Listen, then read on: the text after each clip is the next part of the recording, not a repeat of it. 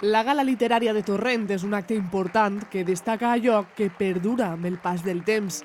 Perquè les falles es cremen, les persones passen, però el llibret i la memòria que recullen sempre queda.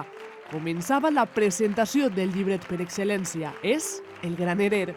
Forma part de la tradició de les falles i forma part també d'aquesta part cultural que tenim que se reflexa en el llibret. Hi ha qualitat en els llibrets, hi ha qualitat en les falles i hi ha molta qualitat en el Granerer, que és el llibre oficial, ja el veureu.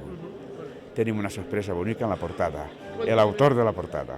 Era el secret millor guardat, la portada del Granerer, el llibret de les falles de la ciutat de Torrent. I era Hortífus, l'artista triat per plasmar en una portada la sàtira, ingeni i gràcia fallera. Com cada any, la portada del Granerer il·lustra a un granerer diferent. Són diferents els il·lustradors que al llarg d'estos anys han ficat el seu granet d'arena. Les 29 comissions de Torrent van presenciar el repàs per les pàgines d'un llibre molt especial que es va entregar a cadascuna de les representants de la festa torrentina.